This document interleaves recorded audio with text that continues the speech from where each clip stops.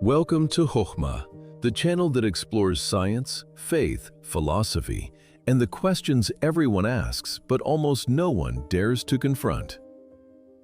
Today we're going straight to the heart of the mystery, a simple question, almost childlike, yet one that has shaken theologians, philosophers, and scientists for centuries. If everything has a cause, what caused God? Who created him? And if he wasn't created, how can he exist? It's the question children ask, but also the one that stops adults in their tracks. The one that freezes faith for some, feeds doubt in others, and, when misunderstood, becomes an impossible wall to climb. Yet, the answer exists. It is logical. It is ancient. It contradicts neither science nor philosophy. It actually reveals a concept our ancestors understood and that our modern world has forgotten. Today, we lift the veil, we return to the foundation, and finally answer this question. If God exists, how can he exist without a cause?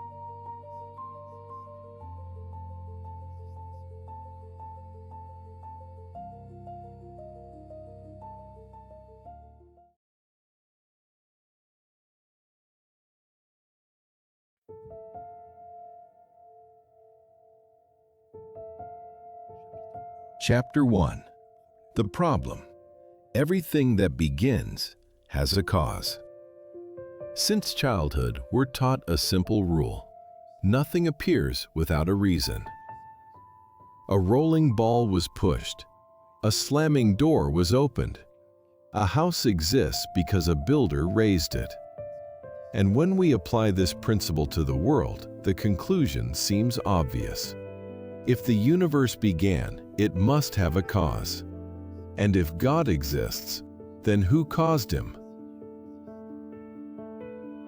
It's a striking question, logical on the surface, almost unanswerable.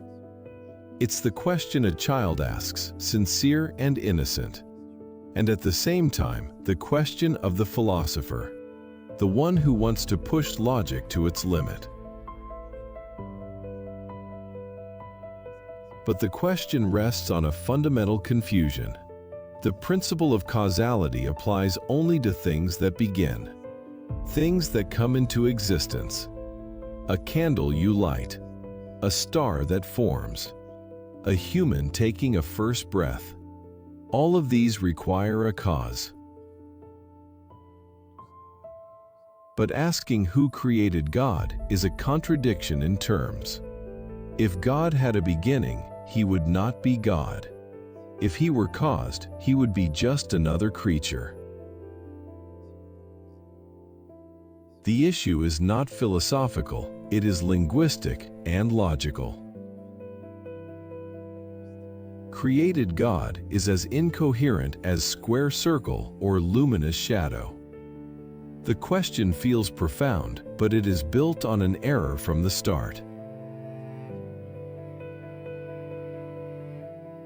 And to understand why, we must go further, past physics, past philosophy, to what modern science calls the uncaused cause, and what the Bible simply calls Elohim.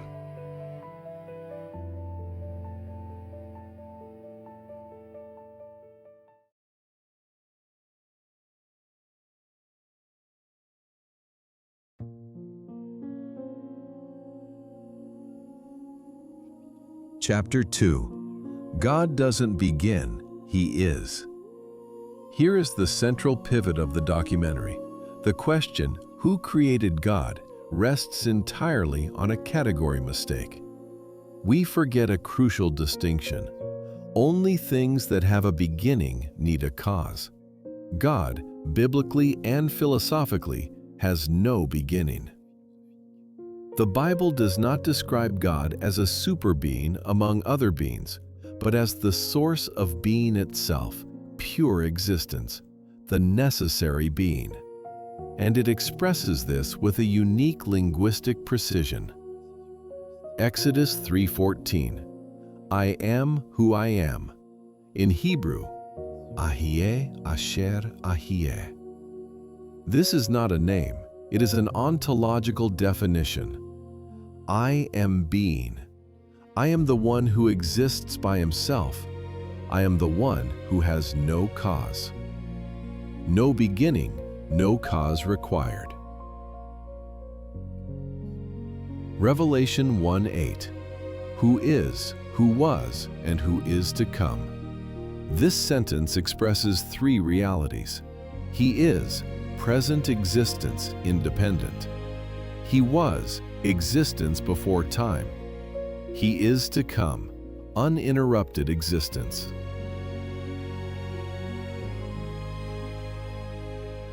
Psalm 92. From everlasting to everlasting, you are God. Not you became, not you were created, but you are, outside time, outside causality. In summary, the question, who created God, assumes God is a thing within the universe. But the Bible teaches the opposite. God does not belong to the realm of created things. He is the source of all existence. Therefore, he has no cause, because he does not begin.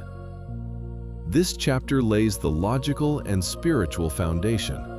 The next shows that even modern science points toward an uncaused cause, a first reality, that never began to exist.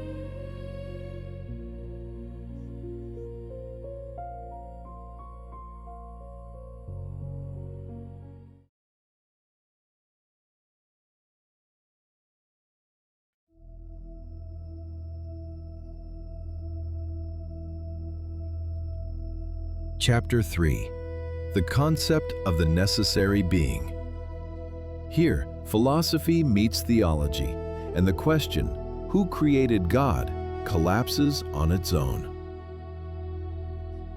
For 2,300 years, the greatest thinkers have affirmed one simple idea. Everything that exists today must trace back to a first cause, and that first cause cannot itself depend on a cause. Aristotle called it the unmoved mover, an eternal reality that sets all things in motion without itself being moved. Thomas Aquinas called it the necessary being, the one who possesses existence by his own nature. Leibniz described the ultimate sufficient reason, the explanation for why anything exists rather than nothing. All these ideas converge on a single conclusion. There must be a being with no beginning, a being uncaused, a being that explains the existence of everything else. Otherwise, everything collapses into an impossible infinite regress. In the end, only two options exist. One, matter is eternal. Two, God is eternal. For a long time, some scientists favored option number one. But in 1929, and again in 1965, observations revealed that the universe had a real beginning.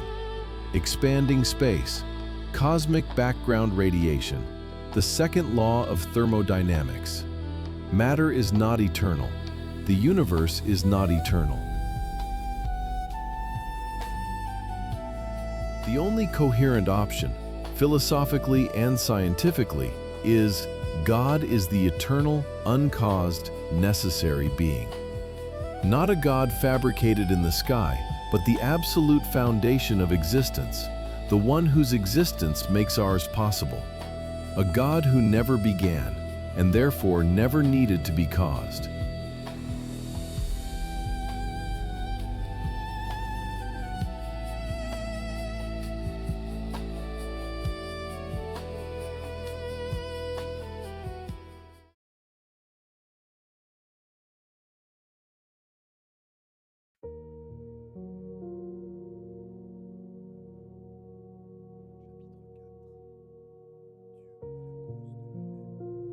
Chapter 4. God is his own cause. The being who exists by himself, Aseity. This is where everything shifts. To understand why God doesn't need a creator, we must enter one of the deepest concepts in theology. Aseity. Aseity, the definition of the divine. From the Latin ase, from oneself, existing by one's own nature. Across philosophical and biblical traditions, God is described as uncaused, independent, ungenerated, eternal, the source of all existence, never created. Everything else depends on something. Matter requires a beginning. Time requires a starting point. Life requires a source. But God requires nothing to be. The foundational verse, as the Father has life in himself, so he has granted the Son to have life in himself. John 5:26. This verse is unique. It declares that in God, life is not received, it is not given, it is not transmitted, it simply is. Why this is the only logical answer. There can be only one uncaused reality. One. Either matter is eternal, modern science disproved this, or God is eternal. Something must exist by itself, without cause, without beginning. Otherwise, nothing would exist today. This is the heart of the issue. Asking, who created God, imagines a God who would no longer be God. For God to be God, he must depend on nothing, begin nowhere, receive existence from no one. This is aseity. This is the very identity of the Creator.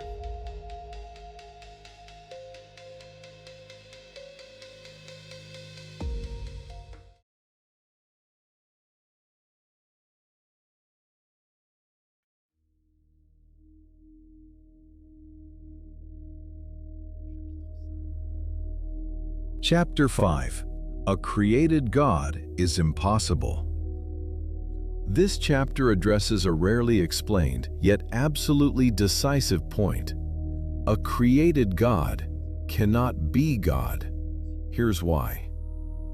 1. If God were created, his creator would be greater. Imagine a being who created God. This would imply he existed before God. He possesses more power than God. He is the true source of all things. Logical conclusion: this creator of God would be the real God. A created God is therefore meaningless. It collapses internally. 2. The infinite regress problem. If everything required a creator, we'd fall into an endless chain. God, a creator, another, with no end. Philosophically, an infinite regress makes existence impossible. If you need a cause, then another, and the chain never stops. Nothing could ever exist. Yet, the universe exists. We are here. Therefore, the regress is impossible. 3. There must be a first uncaused being. For anything to exist, you, the universe, physics, time, there must be an absolute anchor, a first cause, a source not created, a being that depends on nothing, a beginning without a beginning. Philosophers call this the first cause, Aristotle, the necessary being, Aquinas, the ultimate sufficient reason, Leibniz. The Bible simply calls it God. 4. Summary.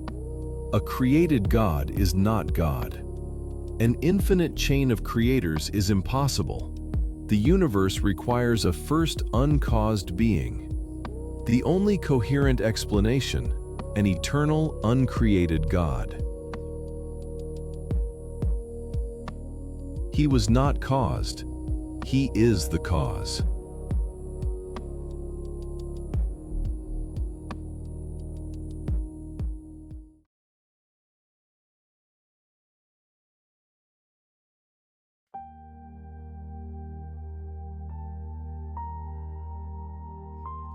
Chapter 6.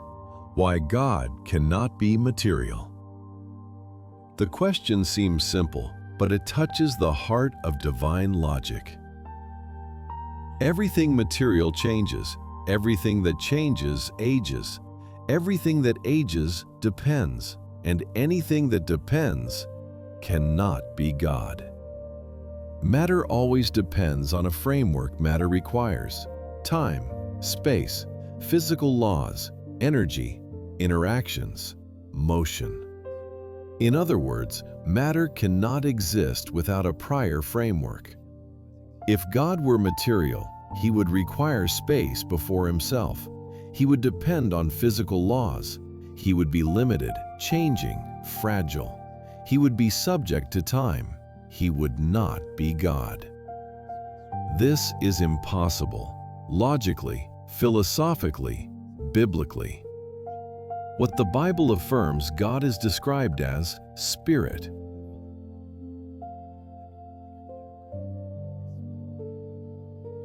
God is spirit. John 4:24. Unchanging. I, the Lord, do not change. Malachi 3:6. Outside time. From everlasting to everlasting, you are God. Psalm 92. Independent. The Father has life in himself. John 5:26. The first cause must therefore be immaterial, timeless, independent, absolute, necessary. And this corresponds perfectly to the God of Scripture. The Creator cannot be material because matter depends on a framework God Himself created.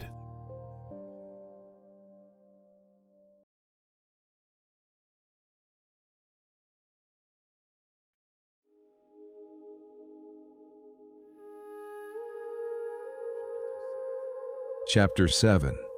Time itself was created. When we ask who created God, we commit a mistake, a category mistake. We apply time to the one who created time. Modern science confirms it. Space, time, matter appeared at the moment of the Big Bang. Before that, no before, no duration, no chronology. Time itself is a creature. The logical implications. If time began, then God cannot be subject to a beginning, a past, a before, an after. He is outside time, exactly as Scripture says, who is, who was, and who is to come. Why the question doesn't apply. Asking who created God is like asking who created the one who exists outside the category of beginning. It's like asking, what color is sound? The question simply does not apply.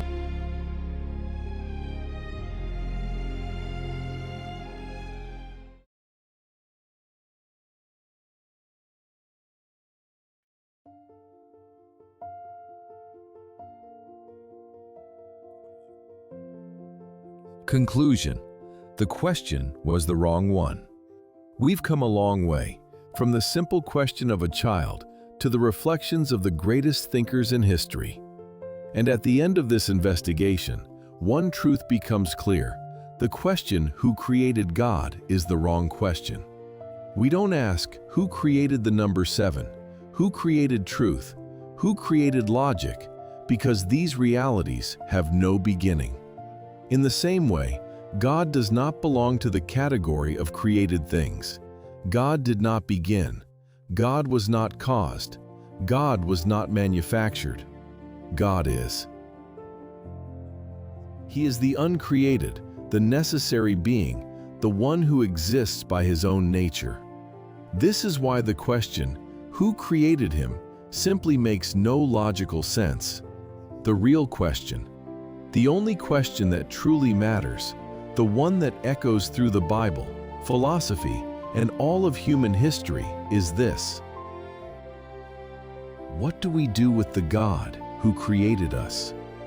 It is no longer a cosmological question, no longer a scientific question, no longer a logical question.